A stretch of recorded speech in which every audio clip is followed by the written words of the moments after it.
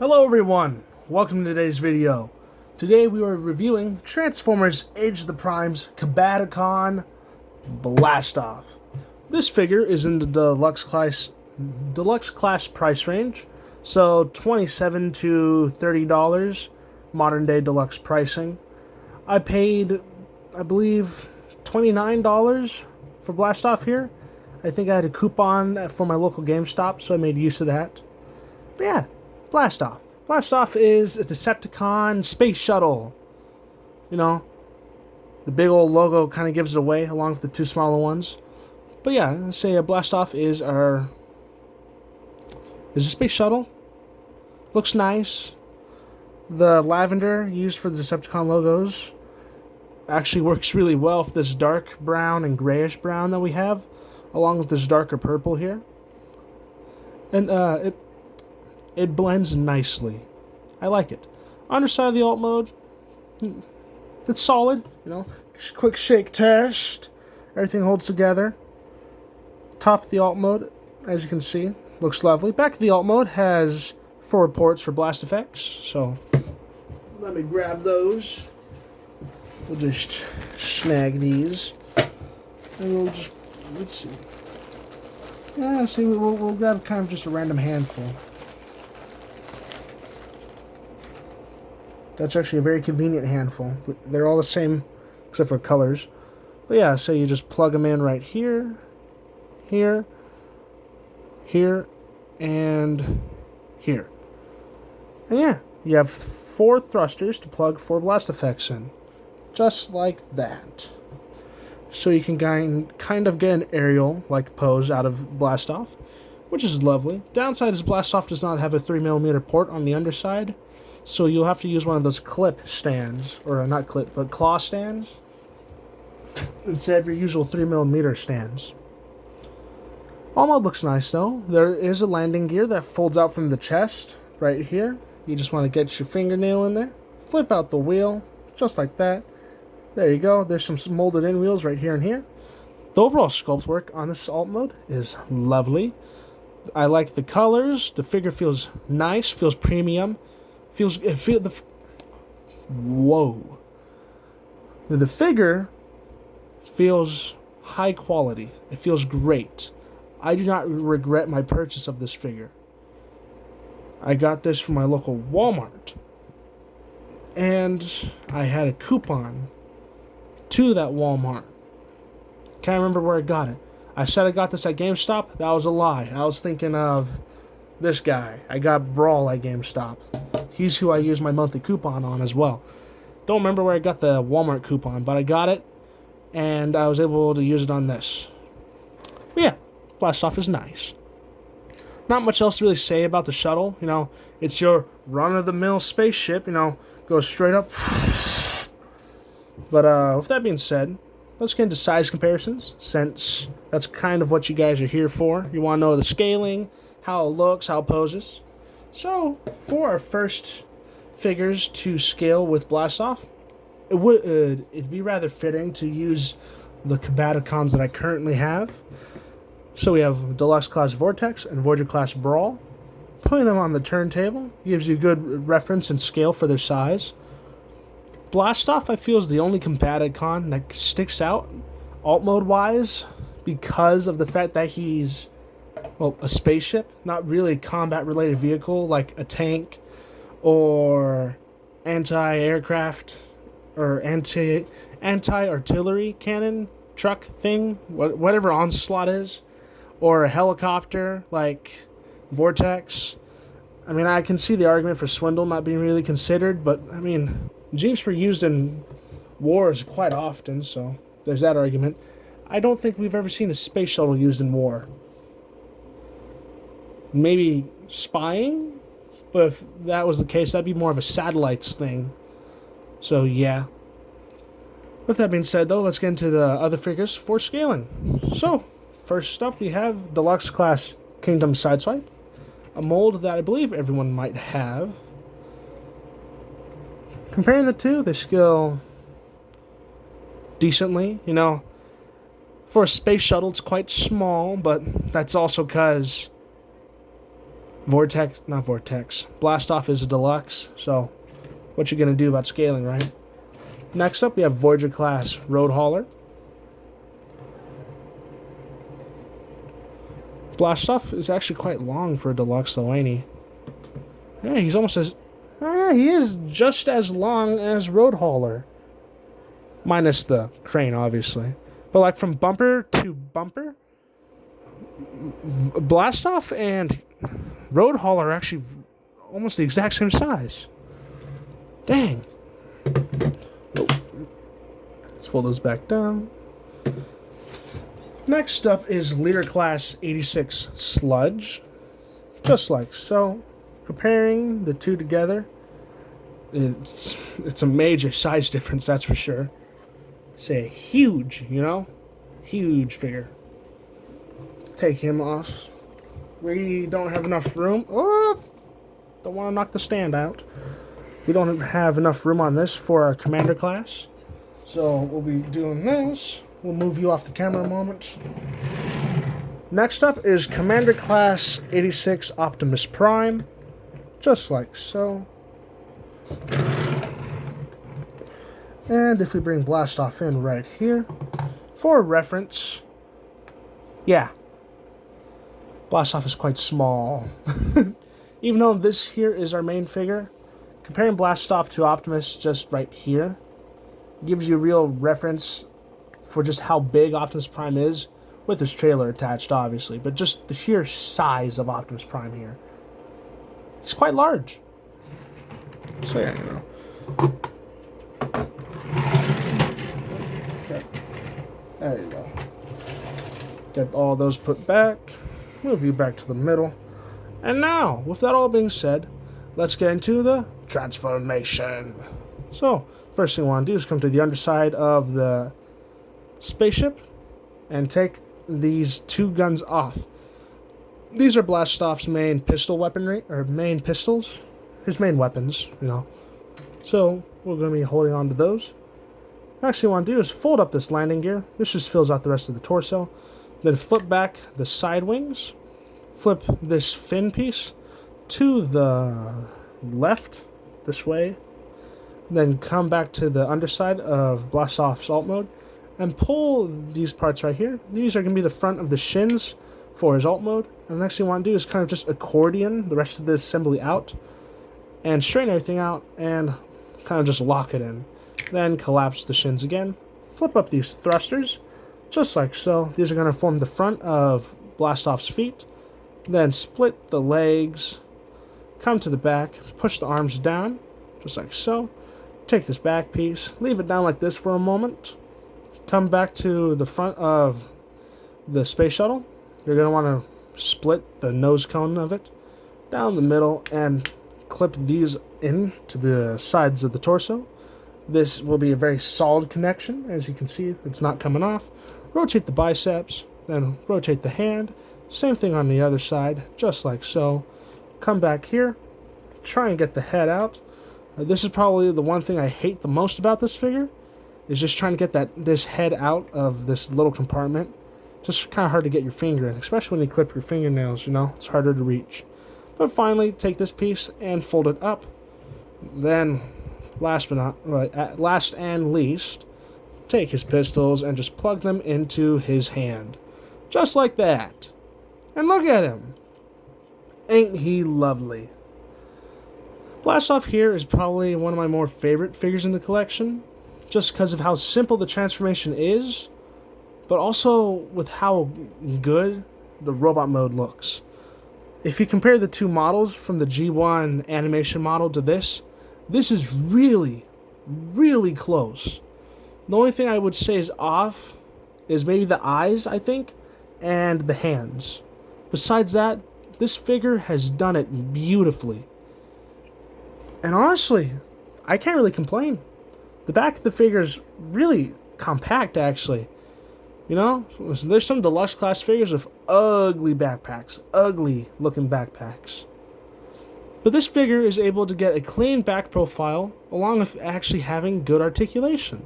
You know, he has your basic articulation, that being, you know, head tilts side to side, can look up that far, down that far.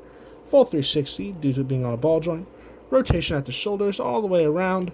Shoulders go out that far, in that far. 360 rotation at the bicep. Slight... That's barely past 90. 360 rotation at the hands, just like so. Let's get the gun back in there. 360 rotation at the waist.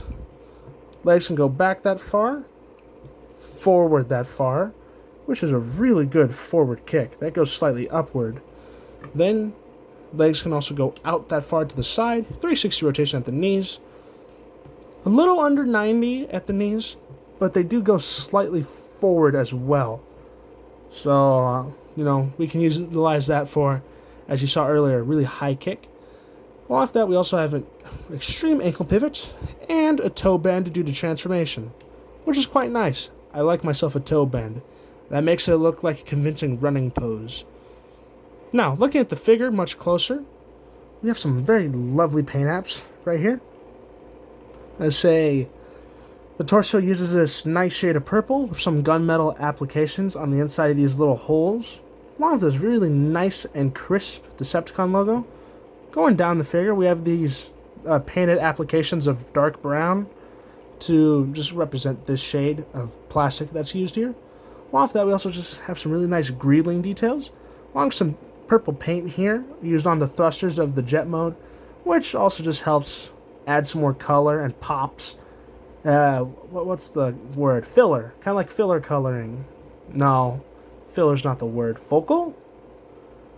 I'm trying to remember my floral design class word for small pops of color, kinda. Either way, looks nice. I like the purple. The purple looks lovely. The forearms are made out of two different types of brown plastic. We have this more palm material, I believe. Then I believe this would be ABS plastic, which is the lighter shade that you're seeing here. The head uses this nice lavender color that I liked from earlier, that they use on this windshield right here and the Decepticon logos. On the forehead crest of Blastoff, which looks nice, along with a really beautifully, actually really simple sculpt for the faceplate that honestly gets the point across beautifully. But one thing I don't like about this is the eyes just being silver. I don't like that the eyes are just silver. I'm going to find a way to split this head so I can paint those eyes maybe a deep purple. Something kind of like this purple right here. Not too sure yet, though. Back of the figure looks nice. We get much more purple because of the alt mode. Also, just looking at the back of the figure, it's clean. There's not many hollow spaces on the figure. Let's say the main hollow spaces are here, but even then they're partially filled in with these hinge pieces. It's not perfect, but it's there. One of these hollow spaces in the thigh, and that's kind of about it. I mean, I guess you could... Oh, well, there's some hollow spacing there, too. But it's not major. It's not terrible. I don't mind the hollow gaps here. They're not agonizing. They don't really take away from the figure, personally. Personally, to me, it does not take away anything from this figure. Figure looks perfectly fine. But with that being said, let's go into size comparison. So, we place Blastoff right here. We'll want to bring in 86 cup for scaling. Cup is a little bit... Excuse me, sorry. Cup is a little bit taller than Blastoff, as you can tell. Comparing the two, you just kind of see that larger difference. Both being from G1, though, they have pretty different aesthetics. Cup here has this more kind of roundish detailing here on the arms and stuff, while Blastoff has that more blocky aesthetic. I like the blockier aesthetic. It makes it seem, I guess, more robotic.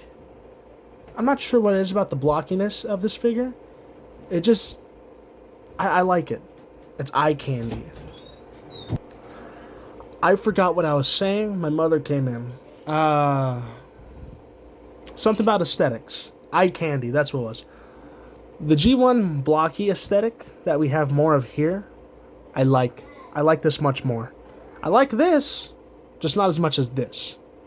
Figure's still really good, though. Cup is a solid figure. And this is the buzzworthy one, too. So it solves a lot of issues that people had with him. So, yeah. Next up, we have 86 Thundercracker for the Voyager class. Comparing the two, I mainly picked Thundercracker because he's one of my few Voyager Decepticons, but also because I don't have a Starscream, and this is a Seeker mold. And I feel like people would want a scaling kind of size of how Starscream may look with one of the Combaticons. Which reminds me, I need to transform these three in a little bit, huh? But yeah. Next up, we'll bring in our two Leader class figures. Those being 86 Megatron. Get him to look up a little bit. And 86 Grimlock. These two figures for Leader class figures are actually still really tall. These are tall figures for the Leader class price point. There you go. Had to adjust that camera just a bit. Looking at the scaling here, though, it's honestly surprising me how I just realized I don't really have my Decepticons with each other too often. The way I separate it is 86 Generations Autobots, then Generations Decepticons, then the Maximal and like the Beast Wars stuff. The Beast Wars stuff I put on their own shelf. Combiners I've tried to find their own spots for. Well, combiners and the giant figures too. That goes for like Skyfire, you know. I try to find their own shelf for those figures because, you know, tall figures, really tall. But yeah, comparing these guys together is really making me realize just how big Megatron is compared to his Decepticons. Like even like in Thundercracker, Megatron is giant. Like he is tall. The more I scale with Megatron, the more I realize just how big he is. But finally, for Commander class, we have 86 Ultra Magnus. Did I do the wheel thing? Yeah, I did do the wheel thing. Okay. I was worried I didn't. Compared to Blastoff. And to say the least, the scale really says the price point. My God, Magnus is giant. He's bigger than Grimlock too, ain't he? 1 second. Yeah, he's taller than Grimlock. Wow. But, you know, there's your reference. 86 Magnus is about the size of a lot of two Commander classes, I believe. Because I think Armada Jetfire and Magmatron are around this guy's size. And that seems to kind of be the base level for Commander class. Though I do believe Armada Prime, like fully combined, is as tall as the pylons here. I don't really know though. I've never owned any of the Armada commanders. Jetfire just because he just came out. And Armada Optimus is because scalpers suck. But yeah, with kind of this all being said here, my final thoughts on Blastoff. No, actually, I need to transform the other Combaticons. Give me a moment. Alright, got the guys transformed. Magnus, get your big ass out of here. Finally, Deluxe class Vortex. Don't fall off the table, please. And Voyager class Brawl. First of all, I just like how these look. The colors of the three Combaticons so far that I own look beautiful. I love this color scheme so far. I feel like the only one that's going to stand out is Swindle, and that's just because his yellow's a little brighter compared to these more darker, more military shades. But scaling it to, first of all, Vortex seems to be the smallest one out of these three. Well, I mean, which is to be expected compared to Brawl. Brawl's a Voyager price at a tallish deluxe scale. He's about the same size as Cup, ain't he? But yeah. Seeing the three together, they look lovely. And now we can get into our final thoughts. And final thoughts on Blastoff. Should you get him? If you're completing Bruticus, then obviously yes. But if you're just looking for actually pretty solid mold, I suggest you get either this figure or the upcoming Nexus Prime Limbot that they're releasing soon. I guess not soon, but next year. Is it next year? Have they already done the? Have they shown off the October? It might be next year, actually. Okay, bye, bro. But yeah, let's say if you're interested in this figure, go right for them. Obviously, don't pay scalper prices. You know, scalpers are going to keep scalping if you keep paying the prices. That's something I'm quite guilty of. But you know, if you stop buying from scalpers, their market dries up and they just waste all their money. That goes for Pokemon scalpers mainly, because they spend all their savings on those fucking cards. So screw them over by not purchasing shit from them. But like I was saying, I suggest this figure highly. I highly suggest this. Because, second of all, he is compatible with the Superion frame. Both of these guys are, which is awesome. But I also think I now know why. Because if they planned on doing the Nexus Prime frame from the beginning, or like using these guys as Nexus Prime and using Superion as the main body, that would explain why they did this. Because even without the frame of of Superion, you know, you could just attach them to Bruticus's frame, then just pop the arm off, then plug it in to Superion's arm connection. But they didn't do that. They made it so he could actually connect to the arm of Superion, which has also given me a lot of hope that they just re-released the frame in Nexus Prime's colors, since it is compatible with Nexus Prime's figure. Because if you take the Superion frame's parts, you know, when they're in that big jet configuration, they are compatible with Nexus Prime. You know, it's not great, but it's an option. It's an option there. So yeah, with all being said, highly recommend the figure. Don't pay scalper pricing, but if you find him for a good deal compared to the rest of the market price, I'd say go for it. Because he is going for pretty stupid amounts of money. So, as much as I hate to say it, if the scalper pricing is much cheaper than others and you find it for a good price, go for it, I guess.